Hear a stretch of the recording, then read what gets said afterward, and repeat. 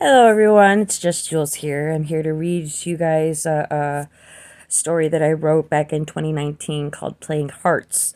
It was published in Crazy Ink Anthology Beyond Wonderland. So I'm going to take a moment to read to you guys. Hopefully, you guys enjoy the story. I loved writing this one. This one was probably hands down my favorite one to write. And out of all my short stories, this one's probably my favorite. So sit back, grab yourself a cup of coffee, and let's get reading. All right, Playing Hearts. There was darkness in the realm, the kind of darkness that moved between the branches of trees, rustling the leaves as it skulks about. There was light in the realm, as small as a keyhole, where Alice had unlocked the door to Wonderland. After enraging the King of Hearts over a game of croquet, Alice left Wonderland to his mercy. There were 2 battles that followed Alice's departure. Few places glowed the way the grove did, which is where I maintained my perch.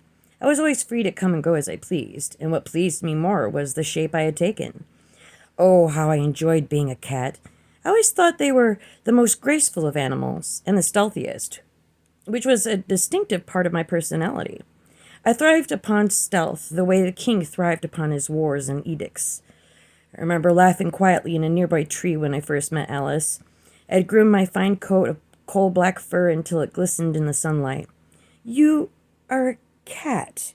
Alice sounded shocked that a cat could laugh. It didn't shock me in the least. My existence in Wonderland allowed me to bend my form to one that best suited my tastes. The mice were just an added bonus.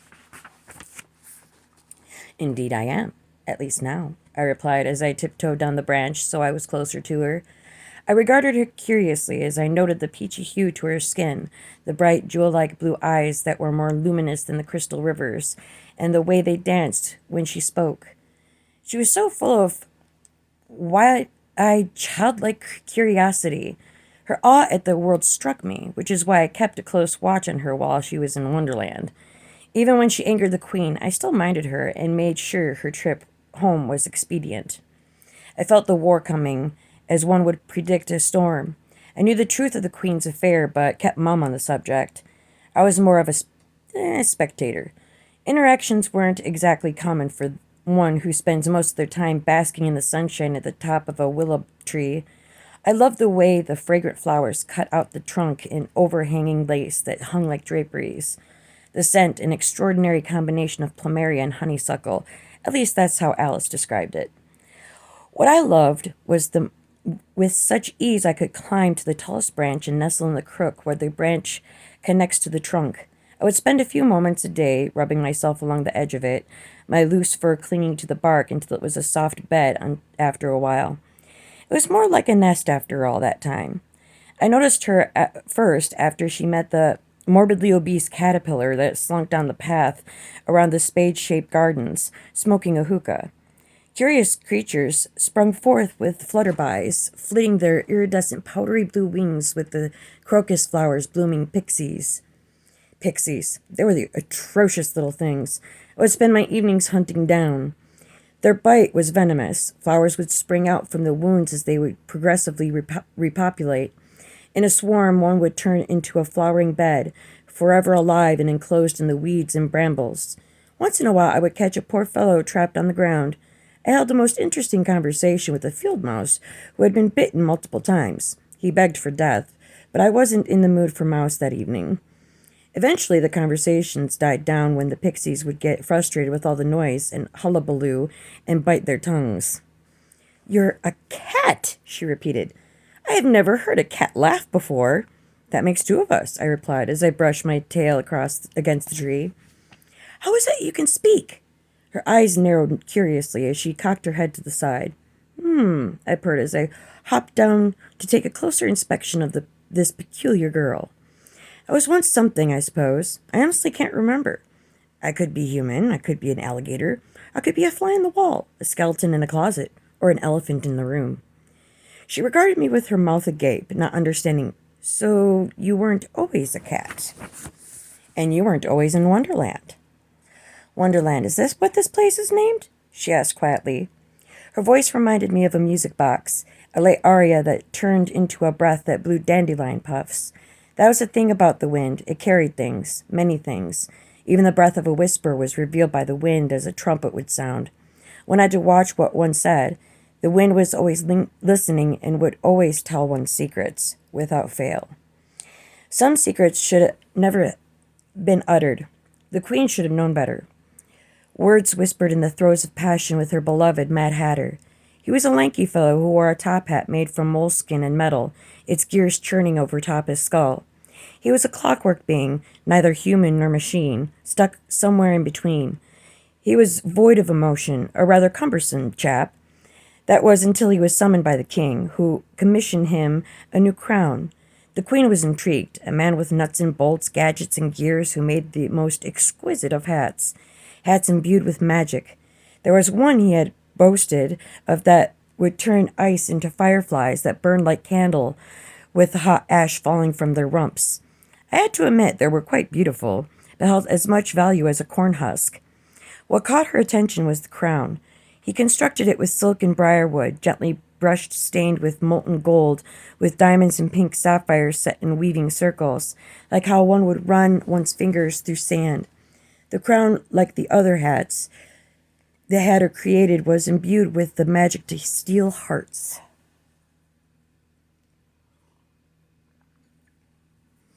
The Mad Hatter was an epithet he attained due to the constraints of the magic within him, as he was formulated by the fingers of the core. Magic came from the foundation of the realm, beneath the surface, where it harbored in wait for the light on the surface. The earth cracked like a string pulled from a hem that slowly crawled across the land. As the light reached the core of magic, it spread like a virus. Golden trumpet flowers bloomed along the edges of the fracture, and from them came life. Evolution was a miraculous thing as the magic twisted and turned, assimilating with the light. Some say the Hatter was enchanted by the metal ore by which he was constructed by the alchemist Ulfric the Erudite, a crude creature older than time, the first life formed in Wonderland. I used to know him long ago before he morphed into a shade that haunted the woods near the castle close to the glade. A curious being, twisted like a bag of brambles, forced into the shape of a man. His skin was thin and cracking with his complexion, a deep shade of blue that reminded me of corpses, his hair long and stringy covered with a top hat. I recall the squiggling veins and capillaries that weaved around his flesh, lending him a gruesome appearance, as though the rest of him wasn't troubling enough. After the birth of the Hatter, I remember watching as Ulfric took off his top hat, revealing a peeling bald spot, placed it gently upon the Hatter's head, and regarded him with pride. I disappeared, slinking back into the darkness, never setting eyes on Ulfric again. The Hatter's soul was imbued by the power of the core, naked of flesh and bone. Oh, how he longed for humanity, for a soul, a heart. He was commissioned to create, but magic was sentient and had an alternative agenda. Something dark introduced a series of memories, coagulating within the winding gears and steam that blasted from his limbs. He had gone back to where he came from, the prodigal son returning to his place of origin. He had ventured to the crack that split the earth and peered into the silvery golden depths. Taking a cog from his chest cavity, he planted it next to the crevice, and from it sprouted iridescent grasses, lumbering trees filled with sparkling purple, red, and blue flowers. The foliage spread across the world, unique plants and animals creeping into every crack and crevice, under every rock and stone. He was the conduit of magic, a magnet of sorts, but he desired to be more than what he was. With the power of the core, he was able to bring darkness into the light, creating an enigma. The magic poured from the crevice like a geyser. Upon hitting the light, the droplets of magic split, forming spikes that impaled the earth around it. The magic continued building upon itself, climbing the stone-like shards until it formed itself into the shape of a castle, the Castle of Hearts. The life force holding on to the Hatter diminished, causing the magic that held him together to fall apart. He began to twitch, to tremble as he moved, the steam spitting and sputtering in his joints. The magic weaved itself around him, forming flesh. The flesh jeopardized what was his heart, the cog that formulated the emotion that built Wonderland. The crevice knitted itself together again as the magic enveloped the form of the Hatter. So much magic, so much power infused within the metal drove him mad.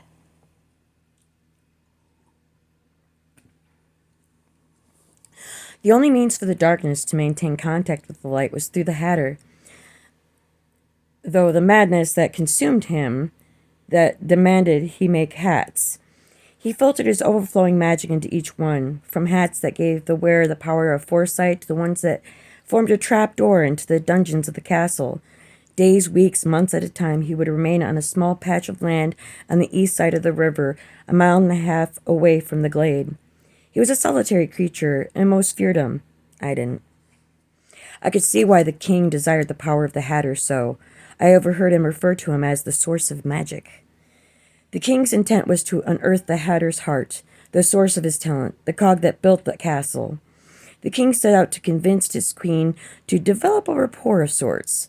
What started out as an underhanded means of acquiring the Hatter's magic bloomed into something a bit more. The king's heart grew hard as he took note of the amount of time the two spent together. No one was quite sure what they spoke of, but I came to know things. I noticed the small, intricate details that tend to give people away.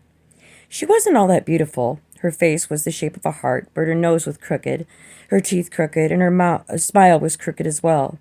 Her complexion was ashen, and her face was perpetually devoid of emotion. She wore her ash-blonde hair up in large bulbous curls that framed her face, accentuating the fine angles of her cheekbones. She had deep circles under her eyes that carried the weight of her husband's conquests, whether it be raiding the redoubts of the damnable pixies or waging battle with the Elephants in the southwestern border where Alice's world met ours. The Elephants were particular creatures when it came to their habitat, were very aggressive when it came to change, and rarely left their position. They ate from the woolberry trees, sucking at the tart berries with their tentacle mouths. Their size was quite formidable as well. I could reach out my paw from my highest perch and just barely touch the top of its scaly back. I only knew of this because it actually happened, and it was the most impossible thing. They moved like the maple tree sap on a brisk evening, slowly lumbering in a straight line as they staggered the border, using their massive tentacles to thwart any unfortunate creature that dared trespass. I chuckled as I remembered when the king's eye set upon Alice's world shortly after she left. "Off with their heads!" I remember him shouting over the trumpeting battle cry of the Elephants. He had set his mind on exterminating each one, vilifying them as a nuisance, as their presence blocked the path to Alice's world, or the other world, as our inhabitants have begun to call it. My beloved tree was nearly mangled into unrecognizing as they slowly lumbered through the glade toward the castle, intent on tearing it down shard by magical shard. The king had sent a platoon of his best soldiers, the Spades, to open a path to the other world. The battle was, shall I say, unsuccessful, although the Spades did manage to bring one down, which in turn unleashed their wrath. Elephants were not forgiving. A tentacle pushed away my branch, and I skirted down the tree as quickly as I could to avoid the snapback. My eyes narrowed in irritation as I was rather enjoying my afternoon sunbath. No one was sure what made the Elephants turn back to the border. Perhaps it was the reinforcements set to blaze a path to the other world. Maybe it was because he ordered all the woolberry trees to be burnt to cinders. Either way, they found themselves back on the border, guarding it as they would their own children. He needed another way to enter into Alice's world. What he needed was magic, and the only one who could supply it was the Hatter, who was by no means easy to persuade. The thing to remember about magic was that it had a mind of its own, and its intentions were within its own design.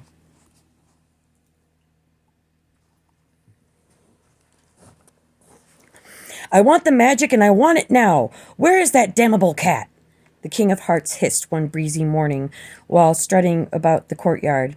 "I sent my queen to persuade the Hatter, and she finds herself comforted by his company. I want it stopped." I want it stopped. Where is that blasted cat?"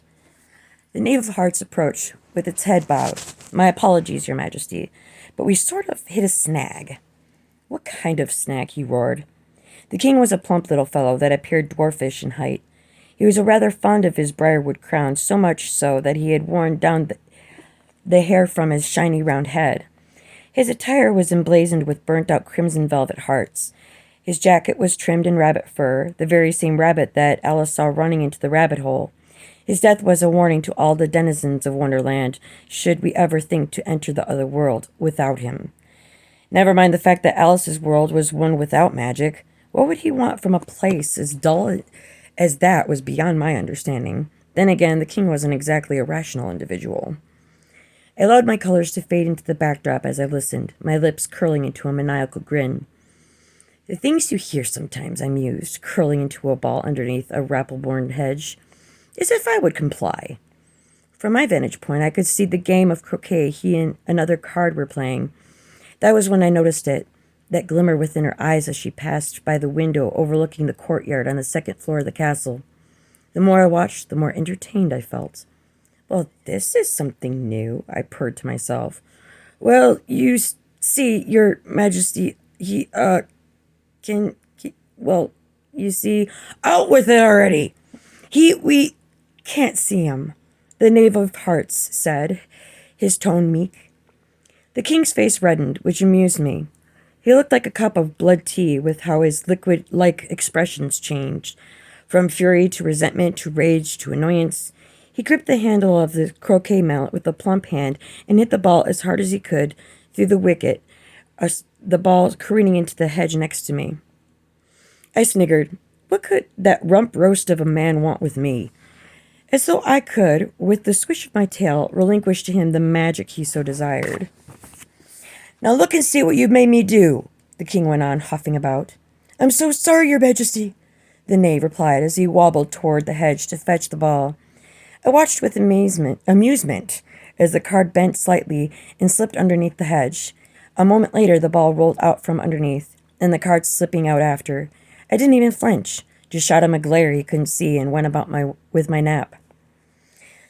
The tip of my tail flickered up and down rhythmically as I peered down the brambles of my willop tree. I could still see the markings the elephants left upon the trunk that had healed over rather quickly with thick, black armor-like bark. I considered the king and his desire to summon me to his court and rolled my eyes with a heavy sigh. He must be desperate to want counsel from the likes of me. Perhaps I would hack up a hairball for him next to his bed, or urinate on his bejeweled cloak, possibly scar up his beloved throne with my claws. They needed sharpening anyways. Voices from below interrupted my musings, soft whispers, light laughter, the movement of fabric. Curious, I made myself blend into the tree as I scaled down to the lowest overhanging branch. There were a lot of enchantments in Wonderland, but nothing as enchanting as witnessing a blossoming romance that would make the bulbous canker of a king's blood boil. What do we have here? I whispered, bemused. I thought about the courtyard and the way the queen's eyes danced, the jeweled look in her eyes as she gazed absently into the horizon from the window. I then admired the beauty of a stolen moment underneath the lacy wisps of my tree. Orchids poked their heads out from the ground and peered at them from the tiny slits of their petals, while blue and green opalescent mushrooms excreted their spores, tiny winged seeds that flapped like a bird on their way to establish a new colony. I watched as they held each other underneath the canopy, flat on their backs, looking up toward the fading twilight. All would be quiet, save for the winding sounds of the hatter's insides, the chirping of insects, and the occasional squeak from a fallow bird, a large black-winged predator that hunted fairies at night. It had the loveliest song, like dew falling from leaves with the tinkle of bells. The Heart and Hatter lullaby rang through the forest as they lay daydreaming out loud underneath my tree. My husband must not know about this, about us, she said, her voice suddenly frantic. I was long since dead from the inside out until you brought me back to life. She turned her head and looked at him with a mask of worry, searching his flat expression for an answer. Don't worry, he replied. I have to. He squeezed his eyelids shut and almost looked pained. Shh, it's all right. I know the conflict that wages inside. What burns in your blood? You make it stop. Making hats. But sometimes...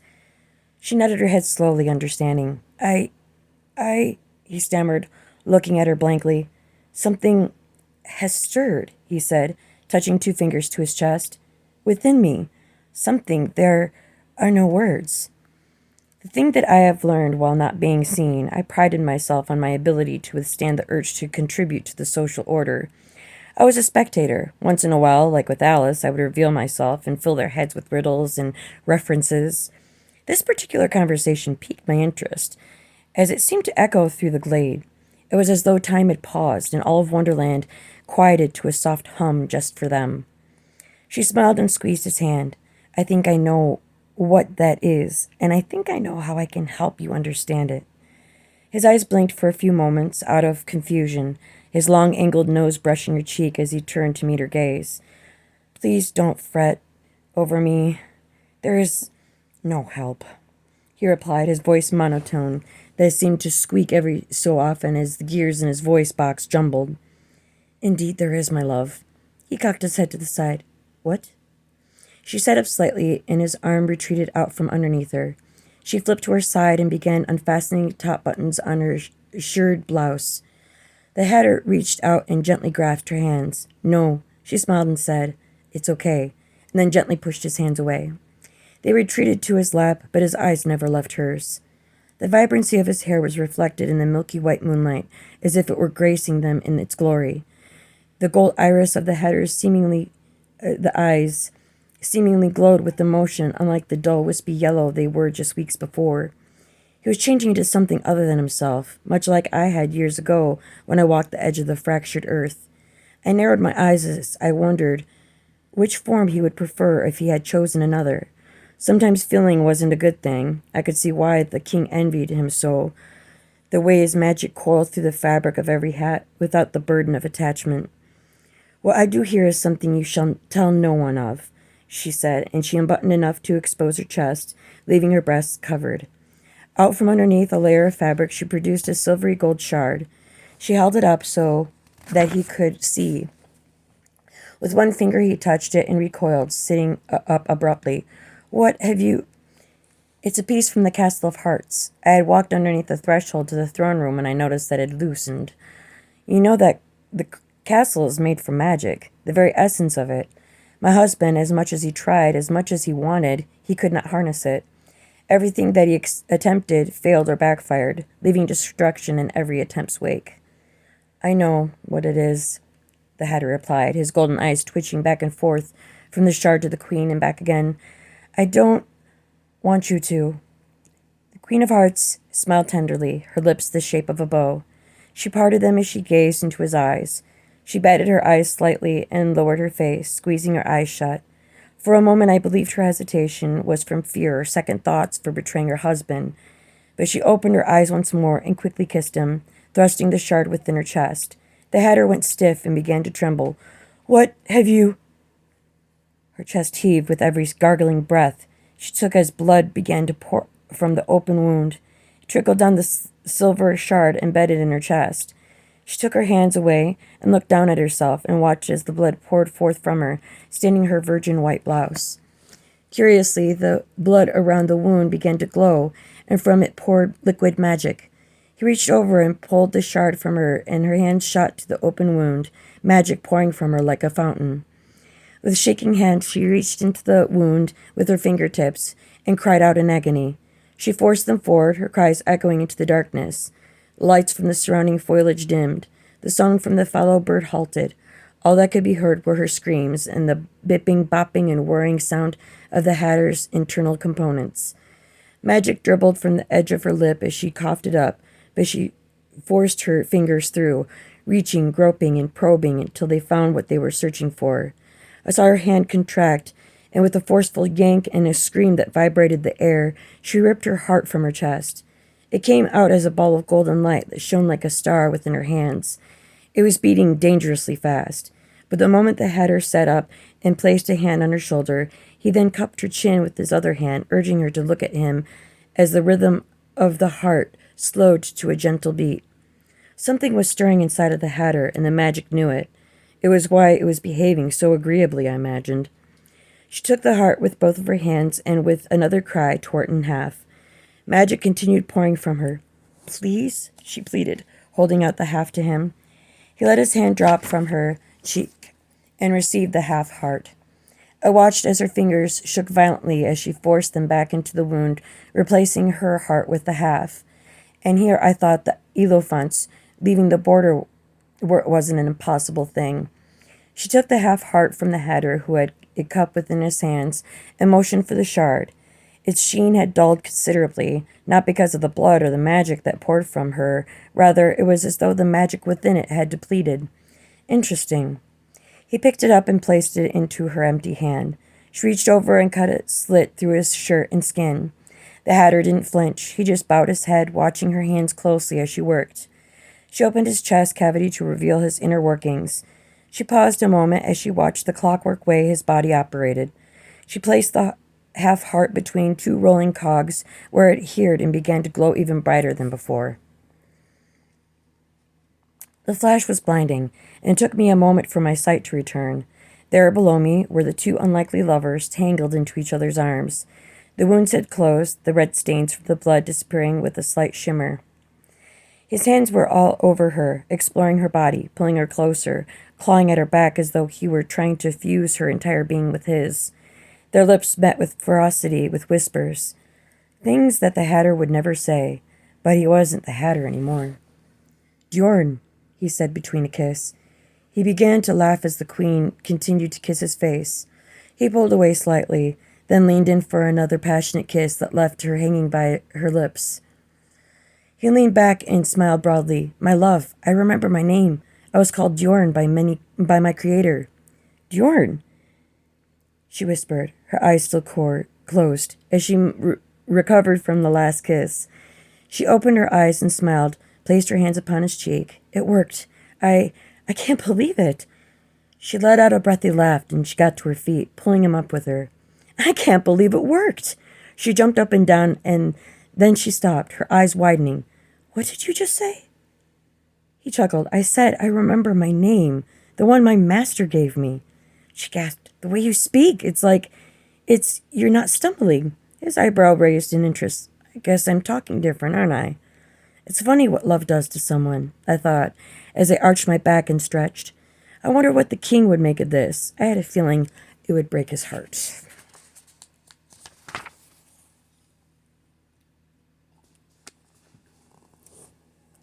They shared the heart as they would share a conversation, with ease and matching rhythm.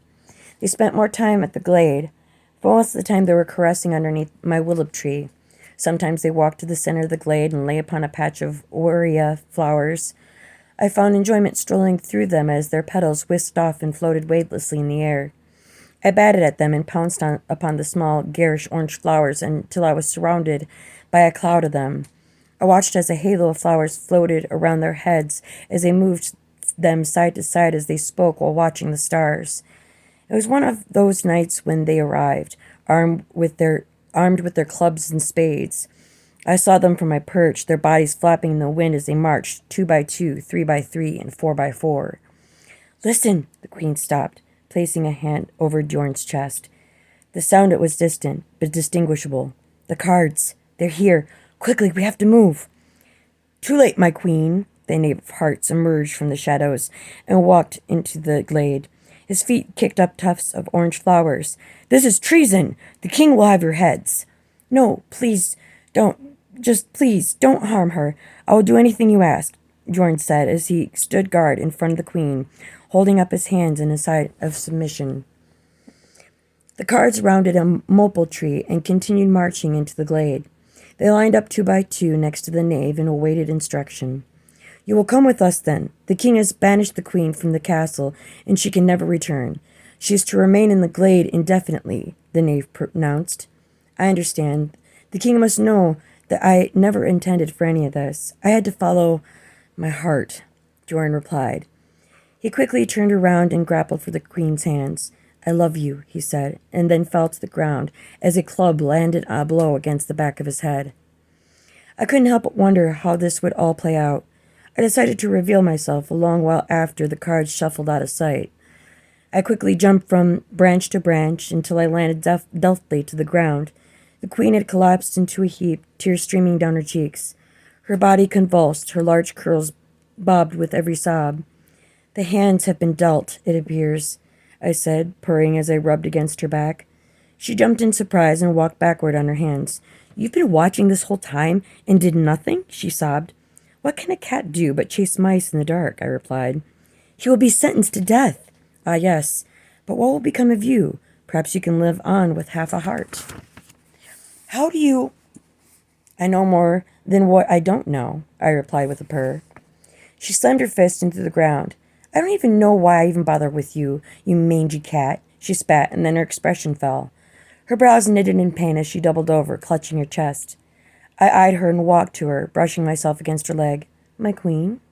"My heart, it's broken," she replied in a forced whisper. She stared at me long after she crumpled to the ground. I tiptoed around her, pressing my forehead against her cheek, hoping that she would stir. The magic that had knitted her chest close opened with her half-heart exposed, her crimson blood staining the virgin white blouse. But then a whisper of light, a tiny fragment of it floated upward. It was her soul imbued with a tiny fragment of magic. The queen's soul widened, flattened, and folded into Wonderland like origami, until she was absorbed by it, blocking out the light of the world like a screen. The world went dark as the denizens of Wonderland prepared for the war of 52 card pickup. The cards were stacked against Wonderland, of that I was quite certain. But I was a spectator in this world, not a citizen. I placed upon her left eye and pulled down, closing the lid. I did the same with the other, and then casually walked to my beloved willow tree. I sharpened my nails upon the bark and rubbed against it one last time before disappearing into the dark and shadowy wood, away from the clatter of clubs and spades as they ravaged everything that lay in their path. I found a perch in the trunk of a felled tree, upturned by the roots. I took a moment to groom myself, my bristly tongue flicking off a few pieces of ash I had brushed up against. Everything was black, charred with blotches of dull gray. The wind was light, but strong enough to whip up clouds of ash. I looked behind me and noted that my footprints had been erased by the wind. I squinted my eyes to avoid getting ash into them. I sneezed. I sneezed again. It was the only sound in all of Wonderland, the only sound for a while. Annoyed by the black soot I sat upon, I jumped down and sauntered to the skeleton of an old rappleborn bush and felt a bend within the ground beneath me. I dug with my front paws only to reveal the corpse of 8 of hearts. I found a few face cards laying flat a few yards down where the beds of pixies used to be. The fires burned away the foliage, revealing a series of corpses of various creatures that had been unfortunate enough to cross paths with them. Wonderland was then a graveyard. I don't know how long I had wandered or where I was heading, but any direction was far better than no direction at all, so I continued walking. I traipsed along the border to Alice's world, left unguarded by the elephants. What could have taken down such mighty creatures? I sat on the very edge of Wonderland, speculating as to whether or not I could jump from it, leave this world of death and decay, and start over in a world where cats don't laugh or disappear. Hide, perhaps, but not disappear entirely. I stopped a moment to groom myself, and then moved on, wandering through the remnants of my world. I didn't mind the silence too much, as it didn't interfere with my naps. I would find a log or an upturned root to nest in, but nothing compared to the topmost crook of my willow tree. Time went by unceremoniously as I wandered. I seemed to lose track of it, as it was unnecessary to keep it. Time kept people locked in sentimentality, and I was not one for that. I saw how it ravaged the world as those who thrive upon it shattered like the glass it was built with. One mustn't throw stones, rather. I was kicking them up, trying to find a nice juicy mouse to satiate my hunger. Even those were gone. It made me wish for the mouse I once conversed with at length, whose tongue was bitten by a pixie. Those days were long past. My wanderings led me to an open expanse littered with silvery gold shards lying in a pile of rubble. I noted the skeleton of the hedge and followed it a ways before turning back to the pile of shards, what was left of the castle of hearts. I pawed through the rubble, searching, though I was unsure what I was looking for. The barren terrain felt oddly familiar as the darkness crept with jutting fingers through every shadow. I moved to the side of a large mound of shards and carefully climbed to the top for a better view. From as far as I could see, from both east to west, north to south, was ash that pulled up into small tornadoes with the wind. I counted 7 large ones, like concentrated storms. I was lucky to have been able to avoid them, but then I noticed something laying on the ground in what used to be the courtyard. I had only walked across the edge of it and never noticed. I carefully skidded down the embankment toward the object. I walked around, batted at it, and then backed away. I moved forward and batted at it again, only for the wind to bring up a gust that ruffled a piece of fabric underneath, a torn heart banner that on a pole that once proudly stood upon the castle of hearts. I sniggered as I boldly tiptoed around it, when I noticed something unusual. With a few bats from my paw, I pushed aside the banner and met the absent gaze of the hatter as he stared lifelessly into the clouded heavens. His skin appeared to have burnt away, leaving behind his metallic form. The metal around what would have been his rib cage had melted, but the area around his chest held a peculiar interest to me. It appeared as though it had burned from the inside out, leaving a large gap where the queen's heart used to be. The hatter was the most intriguing creature I had set my eyes on. I circled him, examining the pressure release valves on every joint, the exquisite foreign metal he was constructed from, and all the mechanical whirring, bipping, and bopping of his internal workings that had gone quiet. His golden eyes faded back to yellow, that stared wide open to the abyss of nothing. I curled into a loaf next to him, placing a paw on his shoulder. Was love really worth the risk? The hatter held the power to create, and what he created was love that left destruction in its wake. Was love worth the outcome? I suddenly felt alone as I rested my head upon the ground. No one to observe, no one to talk to, as if I did much of that anyway, and no one to eavesdrop on. Then the wind swept up the edge of the banner again, and that's when I saw another thing that caught my eye, a fragment of light shining out from underneath the body of the hatter. I got up cautiously, moving forward carefully, my eyes set upon the glowing ember. I pawed at it for a moment, trying to unearth the gem. I reached my paw down into the crevasse I had made and felt a deep bellow echoing and reverberating from underneath me, followed by a loud cracking sound. The world began to tremble as the void that was Wonderland split open, revealing a glimmering river of liquid magic. Wonderland began to fracture along the fault line running through the Castle of Hearts. I jumped out of the way before the crack opened enough to swallow the body of the hatter. There was something strangely familiar about the fracture, and I found myself walking the length of it as it moved. The earth rolled away and snapped loudly as boulders underneath the surface snapped like a twig. I walked for what seemed like hours, following the line as trumpet flowers budded along the edge. Liquid magic bubbled and boiled within the fracture as the light met the darkness once more. After a spell, I grew tired and curled into a ball around a spread of trumpet flowers, whose golden petals glistened like an opal, the colors undulating and glowing. I watched the syrup-like magic jostle within the crevasse until my lids were at half-mast. My eyes shot open the moment I noticed something dark within the light of the magic. I stood up, arched my back in a stretch, and carefully walked toward it with growing inquisitiveness. I laid down again until I was very nearly close to falling in and reached into the liquid with a paw, grabbing the speck. It was a single piece of golden ore, the size of a playing card. My lips curled into a smile that broadened at the find, the magical drips on my fingers. Fingers. I had fingers. My claws had turned into nails, and I could see the pink of the skin appear from underneath the layer of magic that slowly faded. I drummed them across the ground. The human flesh crawled over me, replacing my sleek black fur coat with naked pink skin. As the magic absorbed within me, my skin faded to a deep shade of blue, with squiggling veins and bright red capillaries appearing over top.